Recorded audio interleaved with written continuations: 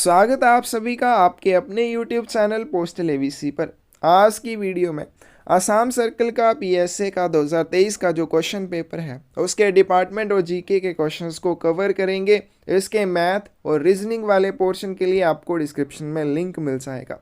साथ में अगर आप हमारे साथ क्लासेस में जुड़ना चाहते हैं या बुक्स परचेज करना चाहते हैं जिसमें आपको जीडीएस टू एमटीएस बुक मिल जाएगी, जिसमें क्वेश्चन पेपर्स भी साथ में रहेंगे। 2023 के पीएसए के क्वेश्चन पेपर्स की आपको बुक मिल जाएगी। उसके बाद पीएसए के एग्ज़ाम के लिए जो भी आपके सिलेबस के अकॉर्डिंग डिपार्टमेंट ऑफ पोस्ट की थ्योरी है वो बुक मिल जाएगी। फिर आगे चलते हैं, बहुत ही एक शानदार बुक है प्रैक्टिस करने के लिए, बहुत ही अच्छी ये बुक है जिसमें 5000 के करीब इंपॉर्टेंट क्वेश्चंस रहने वाले हैं। और अगर ये सभी क्वेश्चंस आप अच्छे से कर लेते हैं तो एग्ज़ाम में भी आपको यहीं से सारे क्वेश्चन देखने को मिल जाएंगे। पोस्टमैन मेल गार्ड के एग्ज़ाम के लिए थ्योरी बुक आपको मिल जाएगी। तो आप बुक्स परचेज करना चाहते हैं या क्लासेस में जुड़ना चाहते हैं, स्क्रीन पे दिए नंबर पे मैसेज करके हमारे साथ जुड़ सकते हैं। तो चलिए शुरू करते हैं। आसाम सर्कल का ये क्वेश्चन पेपर है। जितने भी क्वेश्चंस इसमें रहेंगे सभी आपको अच्छे से करने हैं। हमने सभी सर्कल्स के क्वेश्चन पेपर्स को कवर करना है क्योंकि बहुत सारे क्वेश्चंस फिर रिपीट आपको नेक्स्ट ईयर के एग्ज़ाम में देखने को मिल जाते हैं। तो फर्स्ट क्वेश्चन है आज की वीडियो का, with reference to MNOP but KPI represents. MNOP के संदर्भ में KPI क्या दर्शाता है, यानी कि MNOP में एक टर्म आती है KPI।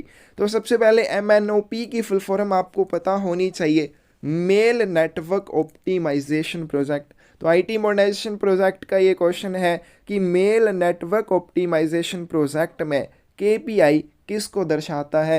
तो आईटी मॉडर्नाइजेशन प्रोजेक्ट में जितनी भी फुल फॉर्म्स हैं ज़रूर आपको अच्छे से याद करनी होंगी, क्योंकि कुछ एक सर्कल्स में क्या है 4-5 क्वेश्चन जो है फुल फॉर्म से संबंधित ही पूछ लिए जाते हैं। तो ये अच्छे से आपको ज़रूर करनी है। तो KPI की फुल फॉर्म क्या होती है, की परफॉर्मेंस इंडिकेटर। तो इसकी सही ऑप्शन क्या आ जाएगी आपके पास, ए आ जाएगी। MNOP की फुल फॉर्म भी आपको याद रखनी है, mail network optimisation project. With reference to foreign parcels which of the following is incorrect.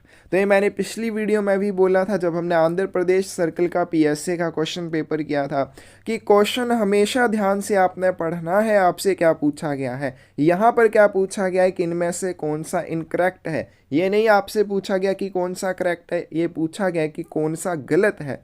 तो फर्स्ट ऑप्शन है आपके पास, the length should not exceed 1.05 metre. तो इनलैंड पार्सल और फॉरेन पार्सल में एक डिफरेंस है इनकी लेंथ का। तो लेंथ आपने ध्यान रखनी है जब भी फॉरेन पार्सल की बात की जाएगी, विदेशी पार्सल की बात की जाएगी, लंबाई जो है 1.05 मीटर से ज़्यादा नहीं होनी चाहिए। बहुत बार गलती कर देते हैं, 1.50 मीटर कर देते हैं, जो कि गलत है। तो ये बिल्कुल करेक्ट है। The sum of the length, यानी कि ये जो मैक्सिमम लेंथ हमें यहाँ पे बताया गया है कि 1.05 मीटर से ज़्यादा नहीं होनी चाहिए, इसका साथ में the greatest circumference measured in a direction other than the length should not exceed 2 metre. तो दूसरी बात की जो फॉरेन पार्सल होता है इसकी लंबाई यानी कि जो मैक्सिमम 1.05 मीटर हो सकती है, प्लस लंबाई के अलावा यानी कि लंबाई छोड़ देनी है, उसके अलावा किसी अन्य दिशा में जो सबसे बड़ी परिधि होगी, सबसे बड़ी सर्कमफ्रेंस होगी, उन दोनों का योग 2 मीटर से ज़्यादा नहीं होना चाहिए। बिल्कुल करेक्ट है। अ parcel should have a surface measuring note less than 90 millimetre by 140 millimetre. कोई भी पार्सल है उसकी जो मिनिमम सतह का माप हो सकता है, यानी कि उसकी जो सतह रहेगी उसका माप कम से कम 90 मिलीमीटर बाई 140 मिलीमीटर हो सकता है, इससे कम नहीं होना चाहिए। ये भी करेक्ट है। The general maximum limit of weight is 10 kilogram, जो कि बिल्कुल गलत है। जैसे पिछली वीडियो में भी हमने बात की थी कि कोई भी लेटर है, कोई भी पार्सल है, कोई भी ब्लाइंड लिटरेचर पैकेट है, कोई भी लेटर है, स्पीड पोस्ट है, इन सभी के लिए जो वेट लिमिट्स है इनलैंड में भी और फॉरेन में भी क्या रहती हैं, सेम रहती हैं। तो इसकी करेक्ट ऑप्शन क्या आ जाएगी आपके पास, डी आ जाएगी, क्योंकि ये क्या है, गलत है। कोई भी फॉरेन पार्सल रहेगा उसकी वेट लिमिट क्या होती है, 20 kg होती है। दूसरी बात, जो एयर पार्सल होते हैं, हवाई पार्सल होते हैं, तो उनमें क्या रहता है कि उनमें लोअर लिमिट ऑफ वेट एक होती है, तो लोअर लिमिट ऑफ वेट के वो अधीन होते हैं, तो वहाँ पे जो लोअर लिमिट ऑफ वेट होगी वो कितनी आ जाएगी, 10 kg आ जाएगी। लेकिन वहाँ पर भी एक एक्सेप्शन आ जाती है कि जो क्योमोए, ताइवान, फॉर्मोसा के लिए आप हेयर पार्सल भेजते हैं उनकी वेट लिमिट कितनी आ जाती है, 3 किलोग्राम आ जाती है। तो ये 3-4 चीज़ें यहाँ से आपको अच्छे से याद रखनी है। पार्सल की जो लेंथ है वो बहुत ज़्यादा इंपॉर्टेंट है, बहुत बार पूछी जाती है। फिर उसकी जो सतह का मिनिमम जो सतह का मिनिमम माप हो सकता है वो कितना रहेगा। फिर उसके बाद जो वेट लिमिट है वो आपको अच्छे से याद रखनी है। नेक्स्ट चलते हैं, नेक्स्ट क्वेश्चन है आपके पास, but is the maximum weight and insurance of a speed post consignment. Speed post खेप का अधिकतम वजन और बीमा सीमा क्या है। कोई भी स्पीड पोस्ट आर्टिकल भेजा जाएगा, मैक्सिमम उसका वेट कितना हो सकता है, 35 kg हो सकता है, चाहे वो इनलैंड में हो चाहे वो फॉरेन में हो। फॉरेन जब भी कोई स्पीड पोस्ट भेजी जाती है तो उसको क्या कहा जाता है, एक्सप्रेस मेल सर्विस कहा जाता है, इंटरनेशनल स्पीड पोस्ट कहा जाता है। उसकी वेट लिमिट भी कितनी आ जाएगी, 35 kg आ जाएगी। अब दूसरी बात इंश्योरेंस के लिए, तो इंश्योरेंस किसी भी स्पीड पोस्ट आर्टिकल की मैक्सिमम 1 लाख रुपए के लिए की जा सकती है। करेक्ट ऑप्शन आपके पास कौन सी आ जाएगी, ए आ जाएगी। Insufficiently paid outward for an article can be taxed only by the। अपर्याप्त रूप से भुगतान की गई विदेशी वस्तु पर केवल किसके द्वारा शुल्क लगाया जा सकता है। अब ये बहुत इंपॉर्टेंट क्वेश्चन है और जो अच्छे से समझ के थ्योरी को एक बार याद करते हैं वही इस तरह के क्वेश्चंस कर पाते हैं। अब एक हमारे पास पोस्ट ऑफिस गाइड पार्ट 2 में पॉइंट आता है कि जितने भी आपके अनपेड या इनसफिशेंटली पेड आर्टिकल्स होते हैं जो आपको फॉरेन कंट्री से, अब्रोड से प्राप्त होते हैं भारत में वितरित होने के लिए, और उनके ऊपर कोई भी चार्जेस अभी जो जैसे क्योंकि ये अनपेड है या इनसफिशेंटली पेड है तो जो भी इनके ऊपर ड्यू चार्जेस हैं, यानी कि जो भी चार्जेस अभी रिकवर किए जाने हैं उनको कहाँ पे टैक्स किया जाता है, यानी कि उनके ऊपर जो टैक्सेशन की जाती है वो की जाती है ऑफिस ऑफ एक्सचेंज में। लेकिन यहाँ पे क्वेश्चन में पूछा गया है आउटवर्ड फॉरेन आर्टिकल्स के बारे में, यानी कि जिनको भारत से पोस्ट किया जाएगा और फॉरेन कंट्री में जिनका वितरण किया जाना है। अब भारत से आपने क्या किया, एक आर्टिकल पोस्ट किया, लेकिन उसके ऊपर जो डाक शुल्क का भुगतान था वो पूरा आपने नहीं किया, तो उसके ऊपर जो चार्जेस लिए जाएंगे यानी कि जो रिकवर किए जाएंगे वो कहाँ पे किए जाएंगे, ऑफिस ऑफ पोस्टिंग में किए जाएंगे, आरएमएस ऑफिस में, ऑफिस ऑफ फॉरेन एक्सचेंज में, या फिर कंट्री ऑफ डेस्टिनेशन में। कहाँ पर किए जाएंगे, गंतव्य के देश में, यानी कि जिस भी देश के लिए वो आर्टिकल भेजा जाएगा वो देश क्या करेगा, प्राप्तकर्ता से उन चार्जेस को रिकवर करेगा। और दूसरा अगर यहाँ से उल्टा करें कि कोई भी फॉरेन कंट्री से आर्टिकल आता है भारत में वितरित होने के लिए और वो क्या है, अनपेड है, उसके ऊपर चार्जेस का भुगतान नहीं किया गया है, या फिर वो इनसफिशेंटली पेड है, यानी कि चार्जेस का भुगतान तो किया गया है लेकिन आधे अधूरे भुगतान के साथ उसको भेजा गया है। तो जब भी वो क्या होता है, प्राप्त होता है, तो ऑफिस ऑफ एक्सचेंज में उसके ऊपर टैक्सेशन की जाती है। और इस तरह के जो आर्टिकल होते हैं फॉरेन कंट्री से टी स्टैंप के साथ लगे हुए प्राप्त होते हैं। तो ये पीओ गाइड पार्ट 2 में हमने अच्छे से किया हुआ है, डी ऑप्शन करेक्ट आ जाएगी। An aerogram should not exceed 110 by 220 millimeter when folded and should not weigh more than। एक एरोग्राम जब मुड़ी हुई स्थिति में होता है तो 110 बाई 220 मिलीमीटर से अधिक नहीं होना चाहिए। तो ये क्वेश्चन आपके पास यहीं पे बन जाता है कि एरोग्राम का साइज मैक्सिमम कितना हो सकता है जब ये फोल्ड किया जाता है, और इसका वजन कितने ग्राम से अधिक नहीं होना चाहिए, 3 ग्राम से अधिक नहीं होना चाहिए। बी ऑप्शन आपके पास करेक्ट आ जाएगी। और मिनिमम साइज की बात करें तो कितना आ जाएगा, 90 बाई 140 मिलीमीटर इसका मिनिमम साइज हो सकता है, और maximum 110 by 220 millimetre. But is AEPS, AEPS की फुल फॉर्म क्या होती है, आधार एनेबल्ड पेमेंट सिस्टम। कौन सी ऑप्शन करेक्ट आ जाएगी, B, Aadhaar enabled payment system with spelling आपको ये याद करनी है। The term DRC in IT modernisation project of department of post refers to. तो डाक विभाग की जो IT आधुनिकीकरण परियोजना है इसमें DRC शब्द का क्या तात्पर्य है। तो इसमें भी देखिए आपके पास 3-4 फुल फॉर्म्स पूछी गई हैं। Data date recovery centre, data reserve centre, disaster recovery centre या फिर digital reserve centre. Correct answer आपके पास क्या आ जाएगा, सी आ जाएगा। DRC की फुल फॉर्म क्या होती है, डिजास्टर रिकवरी सेंटर, ना कि डाटा रिकवरी सेंटर। बहुत इंपॉर्टेंट है। A traveller may not use the poste restante service for more than, कोई भी यात्री पोस्ट रेस्टेंट सेवा का उपयोग अधिकतम कितनी अवधि के लिए कर सकता है। पोस्ट रेस्टेंट के मामले में तीन जो चीज़ें आपको याद रखनी है। सबसे पहले, पोस्ट रेस्टेंट आर्टिकल जब भी भेजा जाता है उसको जिस कार्यालय के लिए उसको भेजा गया है उस कार्यालय में उसको 1 मंथ के लिए रोक कर रखा जाएगा। अगर वो आर्टिकल VP आर्टिकल है तो उसको केवल 7 दिनों के लिए रोक के वहाँ पे रखा जाएगा। अब एक यहाँ पे जो क्वेश्चन पूछा गया है कि पोस्ट रेस्टेंट सेवा का उपयोग मैक्सिमम कितने समय के लिए कोई भी यात्री कर सकता है, तो इसका करेक्ट आंसर क्या आ जाएगा आपके पास, डी आ जाएगा, 3 महीने तक।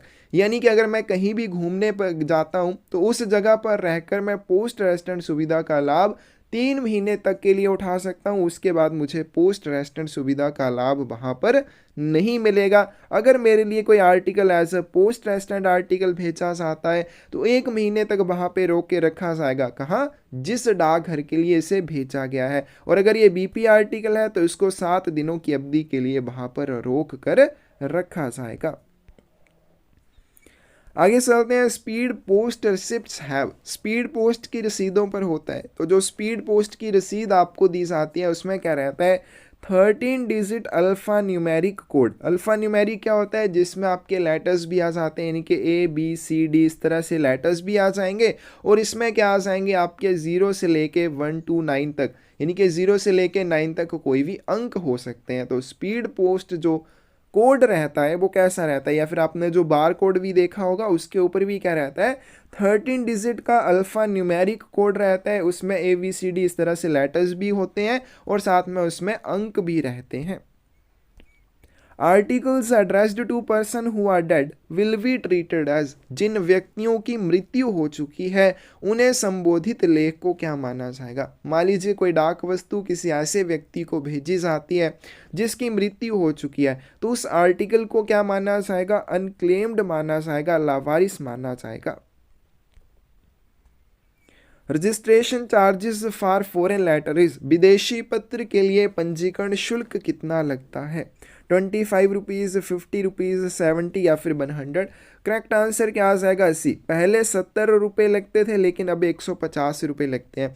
लेकिन इसमें एक चीज़ ध्यान रखनी है, जो M बैग होते हैं, कि जो मेल बैग होते हैं फॉरेन कंट्रीज़ के लिए भेजे जाते हैं, उनके ऊपर रजिस्ट्रेशन चार्जेस हमेशा 750 रुपये लगेंगे और बाकी जो आर्टिकल्स रहेंगे उनके लिए 150 रुपीज़ लगेंगे। दोनों आपको याद रखना है। अपडेट हुई चीज़ तो आपको आनी चाहिए, लेकिन पहले उसके मामले में क्या था, जैसे यहाँ पे पहले जो रजिस्ट्रेशन चार्जेस थे 70 रुपीज़ से, अब प्रेजेंट में 150 है, तो दोनों आपको पता होने चाहिए।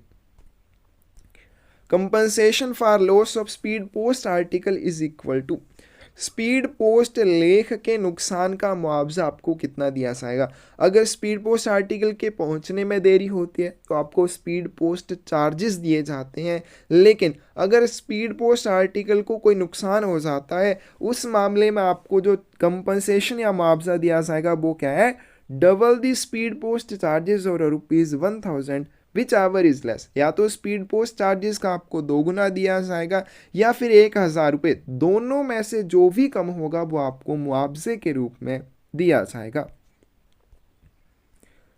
The term WAN in IT modernization project of Department of Post refers to, डाक विभाग की IT आधुनिकीकरण परियोजना में WAN शब्द का क्या अर्थ है, तो इसकी फुल फॉर्म क्या हो जाएगी, वाइड एरिया नेटवर्क। तो बी ऑप्शन जो है यहाँ पे करेक्ट हो जाएगी। Any parcel found in a letter box will be treated and charge as, कोई भी पार्सल अगर लेटर बॉक्स में पोस्ट किया हुआ पाया जाता है तो उसे क्या मानकर उसके ऊपर शुल्क लिया जाएगा, क्या आ जाएगा इसका आंसर आपके पास, उसको रजिस्टर्ड पार्सल माना जाएगा, पंजीकृत पार्सल माना जाएगा। जब भी आपने कोई पार्सल पोस्ट करना है तो आपने उसको हमेशा डाक घर के काउंटर पर प्रस्तुत करना है, चाहे आप उसकी रजिस्ट्रेशन करना चाहते हैं, चाहे आप उसको बिना रजिस्ट्रेशन के भेजना चाहते हैं, आपको वो हमेशा डाक घर काउंटर पर प्रस्तुत करना चाहिए। लेकिन अगर आपने उसको पोस्ट करने के लिए लेटर बॉक्स में डाल दिया तो उसको जब लेटर बॉक्स से निकाला जाएगा फिर उसको रजिस्टर्ड पार्सल माना जाएगा। अब यहाँ पे आप सोचेंगे कि इसमें तो आपका फ़ायदा हो गया कि अगर आप डाकघर काउंटर पर उसे प्रस्तुत करेंगे रजिस्टर करने के लिए तो आपको रजिस्ट्रेशन चार्जेस देने पड़ेंगे। आपने उसको लेटर बॉक्स में डाल दिया तो उसको ऑलरेडी रजिस्टर्ड मान लिया जाएगा, फिर आपको वहाँ पे चार्जेस नहीं देने पड़े। तो इसमें क्या होता है, जब भी आपने पार्सल लेटर बॉक्स में डाल दिया फिर उसको निकाला जाएगा, रजिस्ट्रेशन पीए के पास दे दिया जाएगा, रजिस्ट्रेशन पीए उसकी रजिस्ट्रेशन करेगा, फिर उसको क्या किया जाएगा, पोस्ट कर दिया जाएगा। अब जब भी रजिस्ट्रेशन चार्जेस किसी भी आर्टिकल के लिए पहले नहीं दिए जाते हैं तो बाद में वो एड्रेसी को देने पड़ते हैं और हमेशा रजिस्ट्रेशन चार्जेस के दोगुने चार्जेस फिर लिए जाते हैं। तो इस तरह से फिर वो प्रोसेस रहता है, तो इसमें फ़ायदा नहीं नुकसान होता है। तो उसको क्या माना जाएगा, रजिस्टर्ड पार्सल की तरह ट्रीट करके उसके ऊपर चार्जेस लिए जाएंगे। बी ऑप्शन करेक्ट हो जाएगी। आगे चलते हैं। CN22 form is to be attached to foreign articles if the value is less than। तो हमने स्पीड पोस्ट आर्टिकल्स के बारे में किया था कि जो स्पीड पोस्ट आर्टिकल्स होते हैं जब भी फॉरेन कंट्री के लिए उनको भेजा जाना हो तो उनके साथ कस्टम डिक्लेरेशन जो है वो आपको लगानी पड़ती है, वो मस्ट हो जाती है। वहाँ पे दो फॉर्म्स आपके यूज़ किए जाते हैं, एक CN22 दूसरा CN23 का यूज़ किया जाता है। जब भी किसी आर्टिकल की वैल्यू 300 SDR से कम होती है, SDR की फुल फॉर्म में होती है स्पेशल ड्राइंग राइट, ये भी आपको याद रखनी है। तो जब भी किसी आर्टिकल की वैल्यू 300 SDR से कम होगी CN22 फॉर्म का यूज़ किया जाएगा। करेक्ट ऑप्शन कौन सी आ जाएगी, सी। जब भी किसी आर्टिकल की वैल्यू 300 SDR या फिर इससे ज़्यादा होगी, 300 SDR या फिर इससे ज़्यादा होगी तो ऐसे मामले में CN23 फॉर्म का यूज़ किया जाएगा। इसकी करेक्ट ऑप्शन आपके पास सी आ जाएगी। For but abbreviation CSI stands for. देखिए इसमें आपके पास लगभग 6 से 7 फुल फॉर्म्स आ चुकी हैं। CSI का संक्षिप्त रूप क्या है, CSI की फुल फॉर्म क्या हो जाएगी, core system integrator. A option correct हो जाएगी। एक आपके पास होता है CIS, इसकी क्या फुल फॉर्म होती है, कोर इंश्योरेंस सोल्यूशन। नेक्स्ट चलते हैं। In PLI schemes endowment assurance is otherwise termed as. PLI योजनाओं में एंडोमेंट एश्योरेंस को अन्यथा क्या कहा जाता है। करेक्ट ऑप्शन आपके पास क्या आ जाएगी, इसको कहा जाता है संतोष। डी ऑप्शन करेक्ट आ जाएगी। अब यहाँ पे आपको किस तरह से ये याद करनी है, क्योंकि आपके पास 6 पॉलिसीज आती हैं पोस्टल लाइफ इंश्योरेंस में, 6 ही पॉलिसीज आती हैं रूरल पोस्टल लाइफ इंश्योरेंस में। अब इनके नाम जो है आपने कैसे याद रखने हैं कि कौन सी पॉलिसी को सुरक्षा कहा जाएगा, सुमंगल, सुविधा या संतोष कहा जाएगा। तो इसके लिए अभी आपको यहाँ पे मैं थोड़ी सी ट्रिक बता देता हूँ। सबसे पहले अगर हम बात करें होल लाइफ एश्योरेंस पॉलिसी की, होल लाइफ एश्योरेंस पॉलिसी के लिए इसको कहा जाता है सुरक्षा। तो इसकी हिंदी की बात करें क्या होती है, संपूर्ण जीवन बीमा, यानी कि पूरे जीवन के लिए आपको बीमा मिल रहा है तो आपकी क्या हो गई यहाँ पे पूरे जीवन की सुरक्षा हो जाएगी। तो इसको क्या कहा जाएगा, होल लाइफ एश्योरेंस पॉलिसी को सुरक्षा कहा जाता है। फिर आगे चलते हैं, आपके पास आती है convertible whole life assurance policy. Convertible का क्या मतलब होता है, आप इसको कन्वर्ट कर सकते हैं, यानी कि आपने अगर convertible whole life assurance policy ली है तो आपके पास एक ऑप्शन वहाँ पे होती है कि आप इसको बाद में कन्वर्ट कर सकते हैं एंडोमेंट एश्योरेंस पॉलिसी में। तो इसमें क्या हो गया, आपको एक सुविधा दी जा रही है कि अगर आप इसको कन्वर्ट करना चाहें तो आप कर सकते हैं। तो ये क्या हो गई, पॉलिसी सुविधा हो गई। फिर आगे चलते हैं एंडोमेंट एश्योरेंस पॉलिसी के बारे में। ठीक है जी, एंडोमेंट एश्योरेंस पॉलिसी जो कि यहाँ पे क्वेश्चन में पूछी गई है, इसको क्या कहा जाता है, संतोष। अब एंडोमेंट एश्योरेंस पॉलिसी में क्या होता है, आप पहले से ही निर्धारित कर सकते हैं कि आपको कौन सी एज में इस पॉलिसी की मैच्योरिटी चाहिए। वो एज आपको याद रखनी है 35, 40, 45, जो भी एजेस हैं वो याद रखनी है कि आप पहले से ही निर्धारित कर पाएंगे आपको कौन सी एज में मैच्योरिटी चाहिए। तो जब आपको पहले से ही पता है कि मुझे इस एज में मैच्योरिटी मिलेगी तो आपको क्या रहेगा, संतोष रहेगा, क्योंकि आपको पता है मुझे मैच्योरिटी कब मिलेगी। फिर आगे चलते हैं ज्वाइंट लाइफ एश्योरेंस। तो ज्वाइंट क्या होता है, जोड़ा, ठीक है, जोड़। तो इसमें किसको सुरक्षा दी जाती है? युगल। युगल क्या होता है? जोड़ा, यानी कि हस्बैंड वाइफ दोनों को इसमें सुरक्षा दी जाती है। तो क्या हो जाएगी? ये हो जाएगी जॉइंट लाइफ एश्योरेंस। उसके बाद एक आपकी आती है एंटीसिपेटेड एंडोवेंट एश्योरेंस पॉलिसी। इसमें क्या रहता है? आपको पीरियोडिकल रिटर्न्स दी जाती हैं, समय समय पर आपका ध्यान रखा जाता है। तो वो क्या हो जाएगी? सुमंगल हो जाएगी कि समय समय पर आपका ध्यान रखा जा रहा है। तो इस तरह से आप रिलेट करके इनको याद रखेंगे, आपको ये कभी नहीं भूलेंगी। एक चिल्ड्रन पॉलिसी होती है, वो तो बाल जीवन बीमा हो जाएगी, उसको तो यहाँ पे याद नहीं रखना है। तो यहाँ पे इस तरह से आपने याद रखना है। तो यहाँ पे एंडोवेंट एश्योरेंस के लिए क्या हो जाएगा? संतोष हो जाएगा, डी ऑप्शन करेक्ट आ जाएगी। आगे चलते हैं, सीबीएस स्टैंड्स फॉर। सीबीएस की फुल फॉर्म क्या आ जाएगी? Core banking solution. कौन सी ऑप्शन करेक्ट आ जाएगी आपके पास? सी ऑप्शन करेक्ट आ जाएगी। As per SB Order 26/2022 dated 30th of December 2022, the rate of interest effective from 1/1/2023 in respect of 1 year time deposit account is। तो जो भी present में इंटरेस्ट रेट्स हैं अभी आपको वो याद कर लेने हैं, क्योंकि कुछ समय के लिए अभी इंटरेस्ट रेट्स चेंज नहीं होने वाले हैं, एग्जाम तक सेम रहेंगे। अभी पे 1 साल के टाइम डिपॉजिट अकाउंट के ऊपर जो इंटरेस्ट रेट है वो कितना है? 6.9% है, डी ऑप्शन करेक्ट आ जाएगी। तो इंटरेस्ट रेट आपने जरूर अच्छे से याद कर लेने हैं। Which of the product or services have not been launched by India Post Payment Bank? IPPV द्वारा कौन सा उत्पाद या सेवा लॉन्च नहीं की गई है?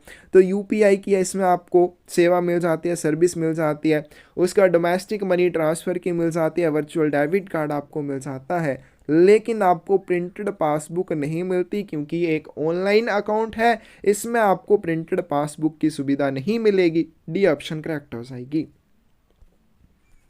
Daily report of head sorting assistant must be submitted to HSA। Head sorting assistant की जो दैनिक रिपोर्ट होती है वो किसे प्रस्तुत की जानी चाहिए? तो दैनिक रिपोर्ट जो होती है कौन से फॉरम के ऊपर बनती है? MS83 फॉरम के ऊपर इसको बनाया जाता है। मोस्ट इंपॉर्टेंट पॉइंट है। अब जो डेली रिपोर्ट होती है, दैनिक रिपोर्ट होती है, हेड सॉर्टिंग असिस्टेंट के द्वारा सुपरिटेंडेंट RMS को ये प्रस्तुत की जाती है, लेकिन डायरेक्टली नहीं की जाती है। कैसे की जाती है? थ्रू द रिकॉर्ड ऑफिसर, अभिलेख अधिकारी के माध्यम से की जाती है। यानी कि जो दैनिक रिपोर्ट होती है प्रधान छंटाई सहायक के द्वारा रिकॉर्ड अधिकारी के माध्यम से सुपरिटेंडेंट अधीक्षक RMS को प्रस्तुत की जाती है। बी ऑप्शन करेक्ट आ जाएगी। Which of the following stream of IT modernization project computerized SB and PLI operations of department through one platform? IT आधुनिकीकरण परियोजना की निम्नलिखित में से कौन सी धारा एक मंच के माध्यम से विभाग के SB और PLI संचालन को कंप्यूटरीकृत करती है? 22 की सही ऑप्शन आपके पास क्या आ जाएगी? FSI, फाइनेंशियल सिस्टम इंटीग्रेटर, या फिर फाइनेंशियल सर्विसेज इंटीग्रेटर, कुछ भी आप इसको कह सकते हैं। तो इसने क्या किया? जो फाइनेंशियल सिस्टम इंटीग्रेटर है, तो ये इसने सोल्यूशन प्रोवाइड किए किसके लिए? कोर बैंकिंग और कोर इंश्योरेंस के लिए। क्या जितने भी पोस्ट ऑफिसेज हैं उन सभी में सोल्यूशन प्रोवाइड किए, इंप्लीमेंट किए, किसके लिए? कोर बैंकिंग और कोर सोल्यूशन के लिए। दूसरा है यहाँ पे CSI, कोर सिस्टम इंटीग्रेटर, तो ये किसके लिए सोल्यूशन प्रोवाइड करता है? डाक संचालन के लिए, रिटेल, लॉजिस्टिक, पोस्ट है, फ्लैटली है, F&A है, ह्यूमन रिसोर्सेज, इन सब चीज़ों के लिए। उसका मेल ऑपरेशन हार्डवेयर है, तो इसके माध्यम से क्या किया गया? जितने भी मेल ऑफिसेज हैं उन सभी को हैंड हेल्ड डिवाइसेस प्रोवाइड करवाई गई, हार्डवेयर प्रोवाइड करवाए गए, या हैंड हेल्ड डिवाइसेस प्रोवाइड करवाएगी जो आपके डाकिए होते हैं या जो भी पोस्टमैन होते हैं। तो जितने भी मेल ऑफिसेज हैं उनको हार्डवेयर, जितने भी डाकिए हैं उनको हैंड हेल्ड डिवाइसेज यानी कि मोबाइल फ़ोन वगैरह, ये सारी चीज़ें प्रोवाइड की गई। उसके बाद DCF डाटा सेंटर फैसिलिटी, तो इसने क्या किया? जो प्राइमरी डाटा सेंटर है और साथ में जो DRC है, डिज़ास्टर रिकवरी सेंटर, उसको होस्ट किया डिपार्टमेंट ऑफ पोस्ट के लिए। तो इसमें जो क्वेश्चन पूछा गया उसका करेक्ट आंसर आपके पास क्या आ जाएगा? ए आ जाएगा, FSI। आगे चलते हैं। Postal articles exchanged in foreign post are broadly divided into how many categories?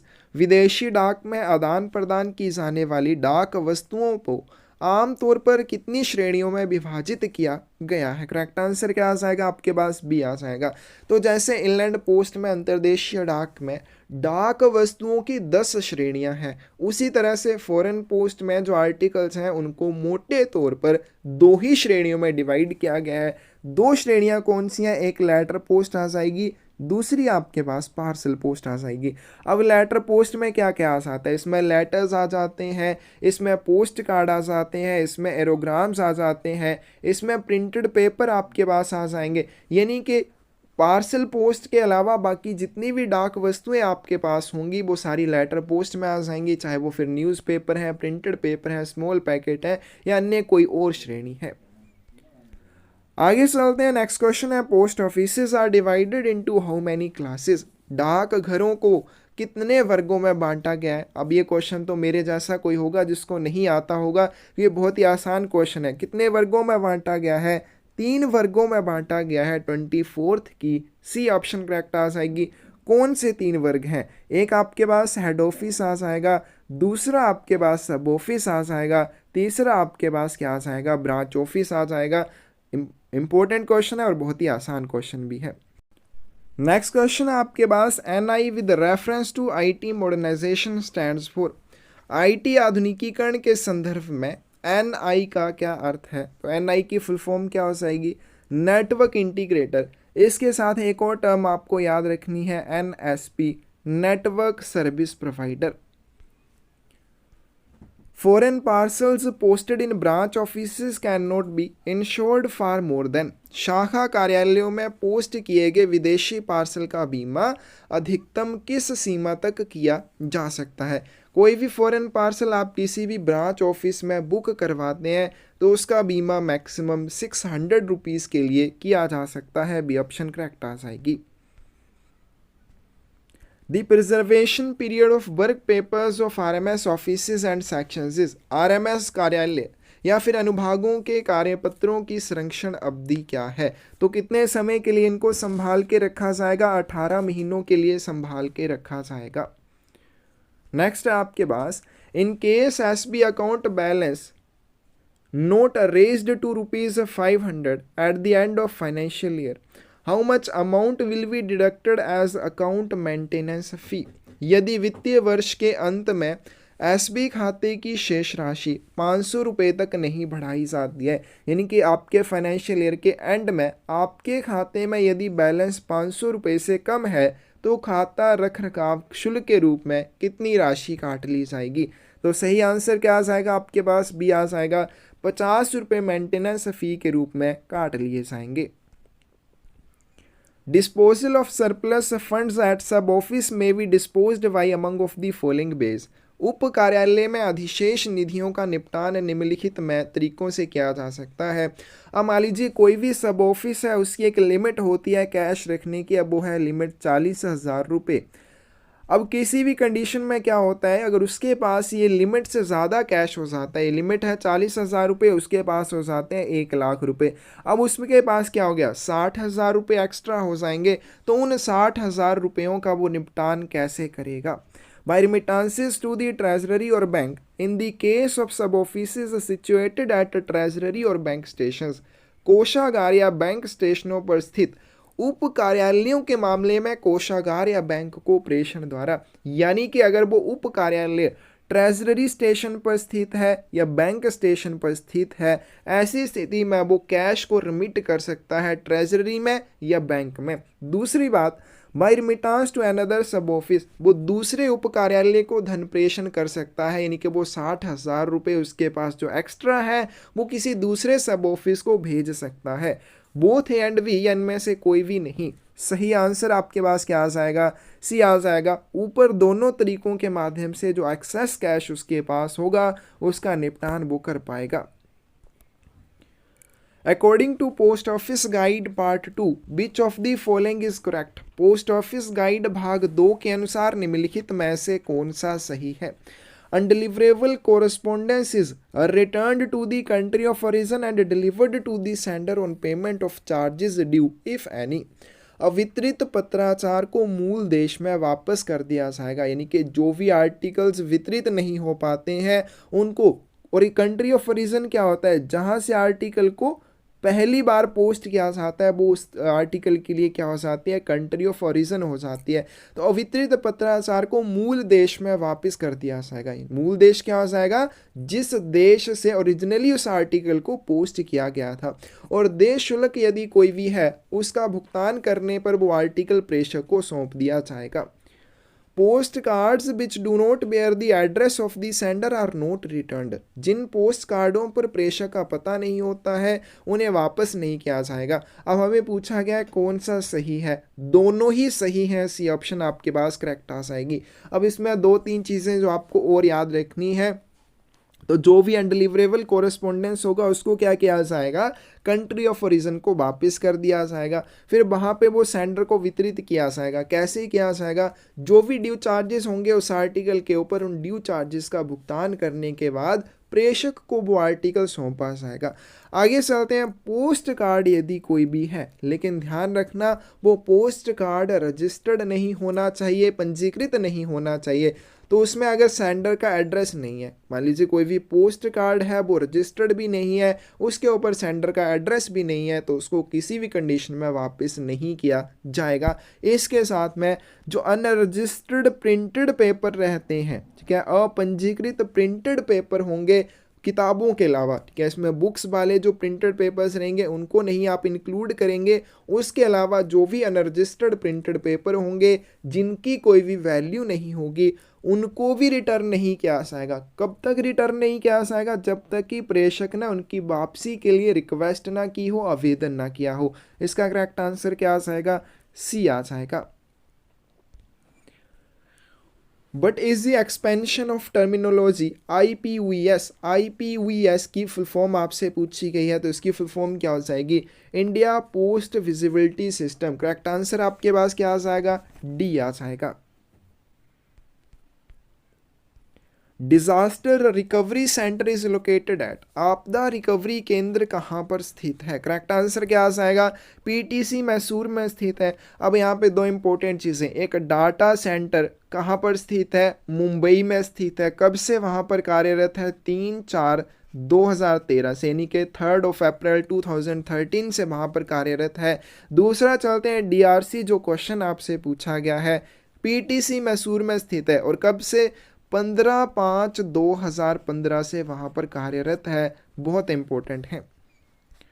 The period of detention of undelivered articles addressed to foreign countries is governed by the internal regulations of the, विदेशी देशों को संबोधित अवितरित वस्तुओं की हिरासत की अवधि किसके आंतरिक नियमों द्वारा नियंत्रित होती है। जैसे इंग्लैंड पोस्ट में होता है, हम कोई भी आर्टिकल भेजते हैं, मान लीजिए आपने एक रजिस्टर्ड आर्टिकल भेजा, अब उसका वितरण नहीं हो पाता क्योंकि उसका प्राप्तकर्ता नहीं मिलता है, तो उसको क्या किया जाता है, उस पोस्ट ऑफिस में जहाँ से उसका वितरण किया जाना है 7 दिनों की अवधि के लिए रोक कर रखा जाता है। इस तरह से ये क्या हो गया, पीरियड ऑफ डिटेंशन हो गया, किसी भी डाक वस्तु को रोक कर रखने की अवधि हो गई।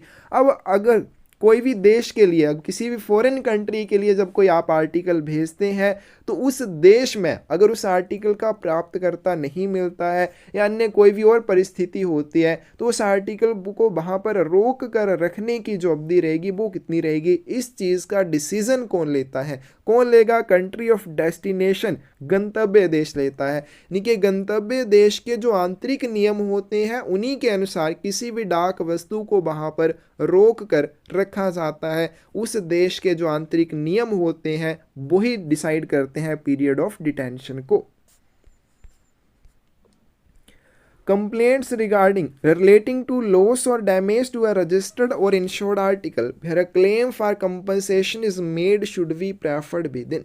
किसी भी पंजीकृत या बीमित वस्तु के नुकसान या क्षति के लिए जब भी आपको कोई शिकायत करनी है, जहाँ पे आप मुआवजे के लिए आवेदन कर रहे हैं, जहाँ पे आपको क्या चाहिए, जहाँ पे आपको मुआवजा चाहिए, कंपनसेशन चाहिए, तो वहाँ पर आपको जो शिकायत है वो किस अवधि के भीतर करनी होगी, तभी उस कंपनसेशन को प्राथमिकता दी जाएगी। 34 की सही ऑप्शन क्या आ जाएगी, ए आ जाएगी। 3 months from the date of posting of article, जिस तारीख को आपने आर्टिकल को पोस्ट किया था उस तारीख के 3 महीने के भीतर आपको शिकायत करनी होगी, जहां पे आप क्या कर रहे हैं, उसकी कंपनसेशन के लिए, उसके मुआवजे के लिए आवेदन कर रहे हैं। The facility of prepayment of postage in cash is available at selected offices to firms or business establishments who post not less than। नकद में डाक शुल्क के पूरा भुगतान की सुविधा चयनित डाकघरों में उन फर्मों या व्यावसायिक प्रतिष्ठानों के लिए उपलब्ध रहेगी जो कम से कम कितने लेख पोस्ट करते हैं। करेक्ट आंसर क्या आ जाएगा, एक समय में कम से कम 500 आर्टिकल्स को पोस्ट करने वाली कोई भी फर्म है या बिजनेस एस्टेब्लिशमेंट है, उसके लिए प्री पेमेंट ऑफ पोस्टेज वाली सुविधा उपलब्ध रहेगी। और इसके लिए आवेदन किसको करना पड़ता है, हेड ऑफ सर्कल को करना पड़ता है। सी ऑप्शन करेक्ट आ जाएगी। Transit bags must always be closed and sealed in the presence of. Transit bag को हमेशा किसकी उपस्थिति में बंद और सील किया जाना चाहिए। तो जब भी पारबंद थैला बनाया जाता है उसके बाद जब उसको बंद किया जाता है और सील किया जाता है तो किसकी प्रेजेंस की ज़रूरत होती है, या तो हेड सॉर्टिंग असिस्टेंट चाहिए, या फिर मेल गार्ड चाहिए, या फिर मेल एजेंट चाहिए। इन तीनों में से अगर कोई भी रहेगा उसकी उपस्थिति में ट्रांजिट बैग को बंद और सील किया जाना चाहिए। Subject to the provisions, a value payable article marked post resident is kept in the post office to which it is addressed for a period of। प्रावधानों के अधीन पोस्ट रेस्टेंट के रूप में चिन्हित एक मूल्य दे वस्तु को उस डाक घर में कितनी अवधि के लिए रखा जाता है जिसके लिए इसे संबोधित किया गया हो। करेक्ट आंसर आपके पास क्या आ जाएगा, तो इसमें पोस्ट रेस्टेंट आर्टिकल्स के बारे में हमने अभी थोड़ी देर पहले किया कि कोई भी यात्री है, कोई भी ट्रैवलर है, वो क्या कर सकता है, मैक्सिमम 3 महीनों के लिए पोस्ट रेस्टेंट सुविधा का लाभ उठा सकता है। जब भी कोई article as a poste restante article भेजा जाता है तो जिस डाक घर के माध्यम से उसका वितरण किया जाना है उस डाकघर में उसे 1 महीने की अवधि के लिए रोक कर रखा जाएगा। अगर वो आर्टिकल वैल्यूपेबल आर्टिकल है तो उसको अधिकतम 7 दिनों की अवधि के लिए रोक कर रखा जा सकता है। ए ऑप्शन करेक्ट आ जाएगी। How the matter relating to information regarding any postal transaction requested by an government officer is disposed of. किसी सरकारी अधिकारी द्वारा डाक लेन देन के संबंध में मांगी गई जानकारी के मामले में निपटारा जो वो कैसे किया जाएगा। मान लीजिए कोई भी गवर्नमेंट ऑफिसर है, वो डाक लेन देन के संबंध में आपसे कोई भी जानकारी मांगता है, आप क्या करेंगे। तो वहाँ पे जो पोस्ट मास्टर होता है वो इस संबंध में इस मामले को क्या करता है, हेड ऑफ सर्कल को भेजता है। फिर हेड ऑफ सर्कल से जो भी निर्देश आते हैं, जो भी आदेश आते हैं, उसी के अनुसार कार्यवाही की जाती है। तो the post master will refer the matter to the head of circle for order. तो आदेश के लिए, ठीक है, उसको क्या करना चाहिए, पोस्ट मास्टर वो क्या करता है, मामले को सर्कल प्रमुख को भेज देता है। नेक्स्ट चलते हैं। In the foreign post of the term letter post applies to which of the following postal articles. विदेशी डाक में लेटर पोस्ट शब्द निम्नलिखित में से किन डाक लेखों पर लागू होता है। तो हमने जैसे किया कि फॉरेन पोस्ट में क्या रहता है, जितने भी आर्टिकल्स रहते हैं उनको मोटे तौर पर 2 श्रेणियों में विभाजित किया गया है। एक उसमें आपकी लेटर पोस्ट आ जाएगी, दूसरी आ जाएगी पार्सल पोस्ट। अब लेटर पोस्ट किन किन डाक वस्तुओं के ऊपर अप्लाई होता है, तो इसमें ध्यान रखना, एक आपके लेटर आ जाएंगे, पोस्ट कार्ड आ जाएंगे, प्रिंटेड पेपर आ जाएंगे। प्रिंटेड पेपर में फिर आपके न्यूज़पेपर भी आ जाएंगे। फिर उसके बाद आपके स्मॉल पैकेट होते हैं और साथ में ब्लाइंड लिटरेचर पैकेट। ये सभी आर्टिकल किस श्रेणी में आते हैं, ये सभी आते हैं लेटर पोस्ट में। तो इसका करेक्ट आंसर क्या आ जाएगा, एरोग्राम जो है ये भी किस में आते हैं, लेटर पोस्ट कैटेगरी में आते हैं। तो इसका करेक्ट आंसर आपके पास क्या आ जाएगा, डी आ जाएगा। ये सभी किस में आते हैं, लेटर पोस्ट कैटेगरी में आते हैं। बहुत इंपॉर्टेंट है, letter, post card, printed paper, newspaper, blind literature packet, small packet, aerogram, ये सभी किस में आ जाएंगे, लेटर पोस्ट टर्म में आ जाएंगे। But is the maximum wait limit of a book packet containing periodicals. पत्रिकाओं वाले बुक पैकेट की अधिकतम वजन सीमा क्या हो सकती है? तो कोई भी बुक पैकेट है जिसमें पत्रिकाएं हैं, मैक्सिमम उसका वेट कितना हो सकता है? 5 केजी हो सकता है। तो बुक पैकेट में सिंपल बुक पैकेट है, book packet containing printed books हैं, बुक पैकेट कंटेनिंग पीरियोडिकल्स हैं, या फिर सैम्पल और पैटर्न पैकेट है, या ब्लाइंड लिटरेचर पैकेट है। तो इन सभी की वेट लिमिट्स आपको अच्छे से आनी चाहिए। नेक्स्ट चलते हैं, under which of the following categories of business sale of Rakhi and verbs comes? निम्नलिखित में से किस श्रेणी के व्यवसाय के अंतर्गत राखी के लिफाफों की बिक्री आती है? यानी कि पोस्ट ऑफिस के माध्यम से जो राखी एनवर्प बेचे जाते हैं वो किसके अंडर आते हैं, कौन सी सेवा के तहत आते हैं? तो वो आते हैं रिटेल पोस्ट के अंडर। तो रिटेल पोस्ट जो है ये क्या होती है? रिटेल पोस्ट में जो third party product and services होती हैं वो जनता को उपलब्ध करवाई जाती हैं पोस्ट ऑफिस के माध्यम से। डी ऑप्शन करेक्ट आ जाएगी। A postcard of private manufacture of more than prescribed size and thickness was found in a delivery office, the article will be। अब मान लीजिए एक डिलीवरी ऑफिस में वितरण कार्यालय में एक पोस्ट कार्ड आता है और पोस्ट कार्ड जो निजी तौर पर निर्मित है।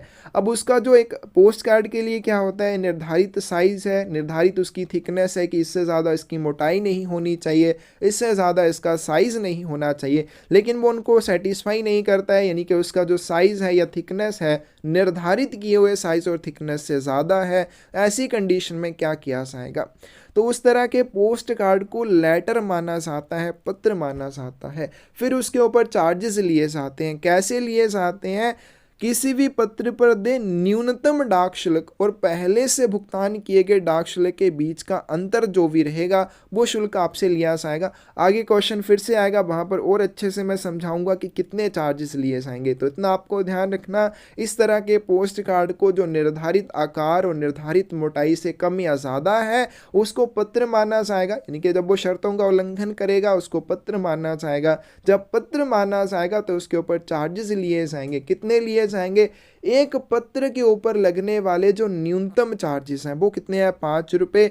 वो 5 रुपये में से माइनस किए जाएंगे चार्जेस कितने जो आपने उस पोस्ट कार्ड के लिए ऑलरेडी दे रखे हैं। तो नॉर्मल अगर आप पोस्ट कार्ड भेज रहे हैं कितने? 50 पैसे लगेंगे। तो अब यहाँ पे मान लीजिए आपने एक पोस्ट कार्ड भेजा, शुरुआत में जब उसकी पोस्टिंग की तो उसके ऊपर आपने चार्जेस दिए 50 पैसे, क्योंकि पोस्ट कार्ड के ऊपर 50 पैसे चार्जेस लगते हैं। अब जब ऑफिस ऑफ डिलीवरी में आ गया, वितरण कार्यालय में वो आ गया जहाँ से उसका वितरण किया जाना था, वहाँ पर पाया गया कि ये जो पोस्ट कार्ड है ये निर्धारित आकार और निर्धारित मोटाई से कम या ज़्यादा है, तो वो क्या हो जाएगा? पत्र माना जाएगा। अब उसको पत्र माना गया तो पत्र के ऊपर जो न्यूनतम चार्जेस लगते हैं वो कितने हैं? 5 रुपये। अब 5 रुपये और 50 पैसे इनका अंतर निकाला जाएगा। जो अंतर आएगा वो आपको चार्जेस देने पड़ेंगे। कितना आ जाएगा? 4 रुपये 50 पैसे आ जाएगा। तो इस तरह से इस तरह के एक पोस्ट कार्ड के ऊपर आपसे चार्जेस लिए जाएंगे। न्यन्यथा इज रिलेटेड टू, न्यन्यथा जो है ये किससे संबंधित है? तो software for letter clearance from letter boxes, जो लेटर बॉक्स होते हैं उनमें से पत्रों को निकालने के लिए न्यन्यथा का यूज़ किया जाता है। तो एक सॉफ्टवेयर होता है जिससे क्या किया जाता है? बार कोड को स्कैन किया जाता है जो लेटर बॉक्स के ऊपर लगा होता है। क्या प्रोसेस रहता है वो भी आपको करवाया गया है, इंपॉर्टेंट है। सी ऑप्शन करेक्ट आ जाएगी। The general maximum limit of weight for a foreign parcel is, किसी विदेशी पार्सल के लिए वजन की सामान्य अधिकतम सीमा क्या है? तो ये हमने ऊपर भी कर लिया कि कोई भी आपका पार्सल है, कोई भी लेटर है, स्पीड पोस्ट आर्टिकल है, इन सभी के लिए जो वेट लिमिट्स रहती हैं इनलैंड पोस्ट और फॉरेन पोस्ट में सेम रहती है। तो इनलैंड में अगर बात करें पार्सल की तो उसकी मैक्सिमम वेट लिमिट 20 kg रहती है। उसी तरह से फॉरेन पार्सल के लिए भी जो मैक्सिमम वेट लिमिट रहेगी वो कितनी रहेगी? 20 kg रहेगी। और दूसरा जो एयर पार्सल होते हैं वो लोअर लिमिट ऑफ वेट के अधीन होते हैं जो कि है 10 kg, वो भी याद रखनी है। As per post office guide part 2 letters should not exceed in weight, post office guide part 2 के अनुसार पत्रों का अधिकतम वजन कितना हो सकता है, मैक्सिमम कितना हो सकता है? तो अभी अब मैंने बोला कि लेटर्स हैं, चाहे वो इनलैंड पोस्ट में है चाहे फॉरेन पोस्ट में, वेट लिमिट सेम रहेगी। करेक्ट आंसर क्या आ जाएगा? डी आ जाएगा 2 kg। The round and oblong money order stamps and insurance seal should be kept in custody of, round और ऑब्लोंग मनी ऑर्डर स्टैम्प तथा बीमा सील को किसे अपने पास रखना चाहिए? अब यहाँ पे हेड सॉर्टिंग असिस्टेंट नहीं दिया है, तो यहाँ पे पोस्ट ऑफिस की बात की गई, तो 46 की सही ऑप्शन आपके पास क्या आ जाएगी, सी आ जाएगी, पोस्ट मास्टर के पास रहेगी। तो जो राउंड या ऑवलॉन्ग मनी ऑर्डर स्टैंप होती है, पोस्ट मास्टर की अनपेड स्टैंप होती है, यानी कि जो अनपेड आर्टिकल्स के ऊपर लगाई जाती है। फिर इंश्योरेंस सील होती है, या फिर दूसरे जो दिनांक वाले या अन्य कोई भी हिस्से होते हैं, बदलने योग्य जो हिस्से होते हैं दिनांक वाले, जो उपयोग में नहीं है, ये सारी चीज़ें किसके पास रहती हैं, पोस्ट मास्टर के पास रहती हैं। If there is breach of conditions in a single postcard of rupees 0.50 posted in letter box, how much amount should be taxed? Letter box में डाले गए 0.50 रुपये के सिंगल पोस्ट कार्ड में शर्त का उल्लंघन होने पर कितना शुल्क लगाया जाएगा। तो पोस्ट कार्ड को अगर आप क्या करते हैं, लेटर बॉक्स में डाल देते हैं, वन पेड है तो उसको क्या माना जाएगा, लेटर माना जाएगा। आपने इस तरह के पोस्ट कार्ड को कभी भी लेटर बॉक्स में नहीं डालना होता है, आपने डाल दिया उसको क्या मान लिया जाएगा, लेटर।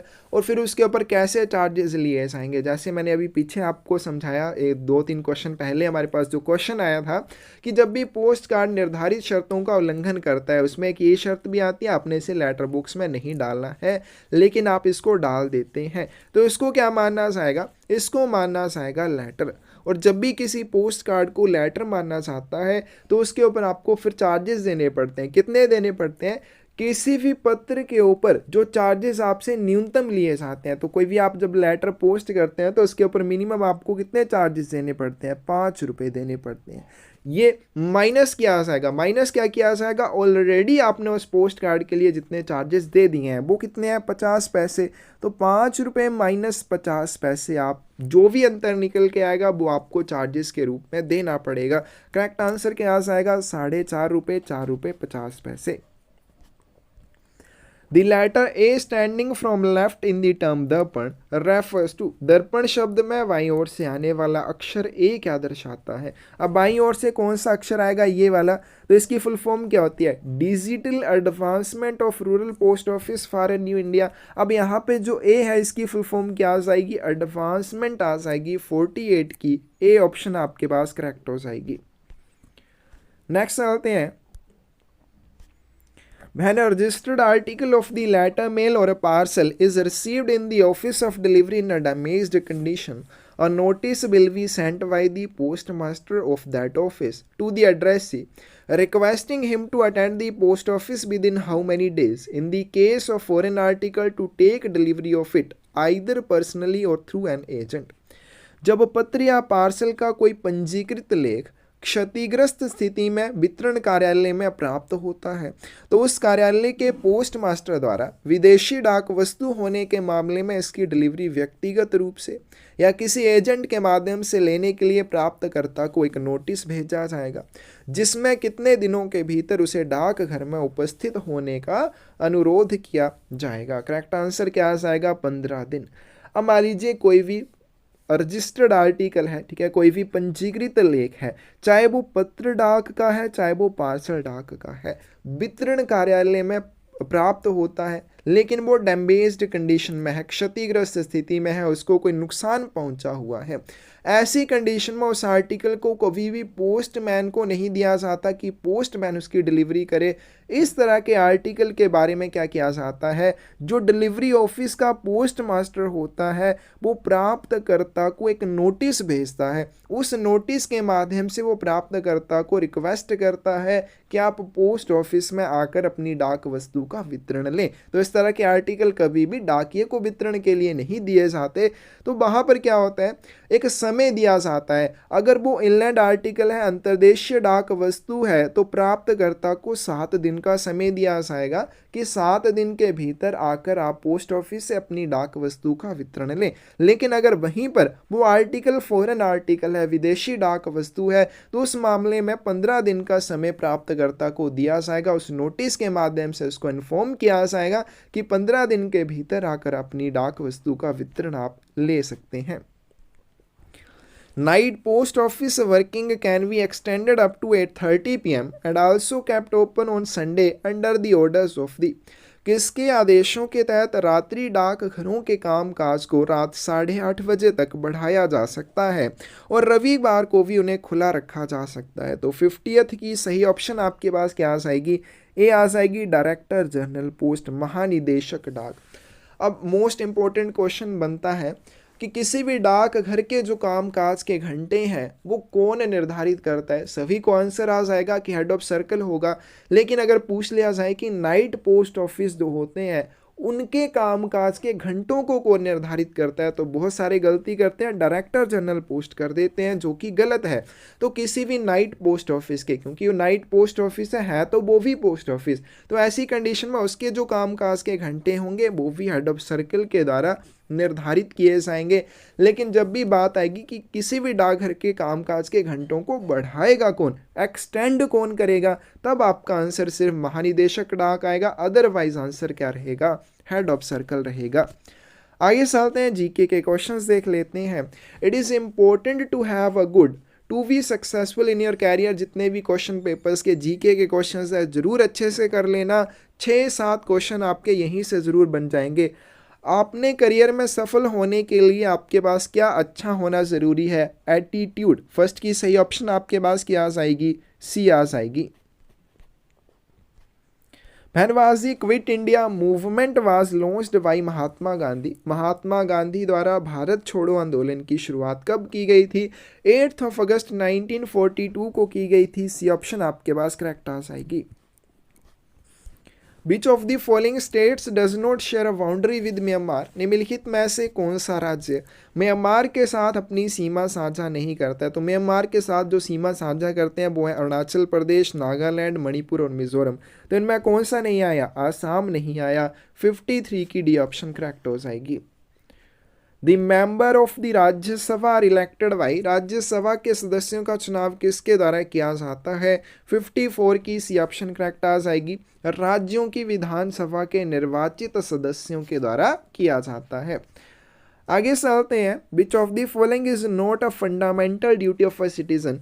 ठीक है, कोई नागरिक है उसका मौलिक कर्तव्य कौन सा नहीं होगा? संविधान का सम्मान करना सभी का मौलिक कर्तव्य है।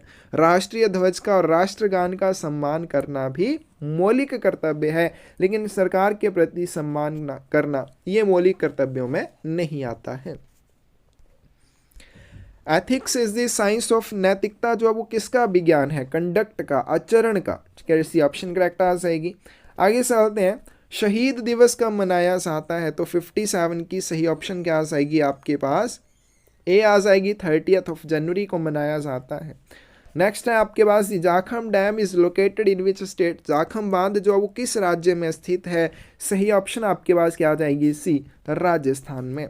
नेक्स्ट चलते हैं। Which Indian academy is promoting dance, drama and music? कौन सी भारतीय अकादमी नृत्य, नाटक और संगीत को बढ़ावा दे रही है? तो इसका करेक्ट आंसर डी आ जाएगा, संगीत नाटक अकेडमी। डी ऑप्शन करेक्ट आ जाएगी। और लास्ट क्वेश्चन है आज की वीडियो का। 1024 kilobyte is equal to 1024 kilobyte किसके बराबर होता है? जैसे आपके फ़ोन में क्या होती है? 1 MB। क्या आपको जैसे नेट पैक में भी मिलता है तो उसमें कैसे मिलता है? आपको MB के अकॉर्डिंग मिलता है। 1 MB मेगाबाइट। क्या 1 मेगाबाइट में कितने किलोबाइट होते हैं? 1024 किलोबाइट होते हैं। यानी कि 1 MB में 1024 किलोबाइट होते हैं, केवी होते हैं। करेक्ट आंसर क्या आ जाएगा आपके पास? बी आ जाएगा। तो ये था आपके पास असम सर्कल का PSA का 2023 का क्वेश्चन पेपर। किसी भी क्वेश्चन में आपको डाउट हो आप हमें बता सकते हैं, कमेंट सेक्शन में उसके बारे में बोल सकते हैं, या फिर किसी भी क्वेश्चन में आपको गलती नज़र आए तब भी आप ज़रूर बता सकते हैं। क्लासेस में जुड़ना चाहते हैं या बुक्स परचेज़ करना चाहते हैं MTS की, PSA की या पोस्टमैन की बुक, या फिर बहुत ही एक शानदार बुक है इम्पोर्टेंट क्वेश्चंस वाली बुक, तो परचेज़ करना चाहते हैं तो आप हमें स्क्रीन पे दिए नंबर पे मैसेज कर सकते हैं और अधिक जानकारी आपको वहाँ पे मिल जाएगी। धन्यवाद।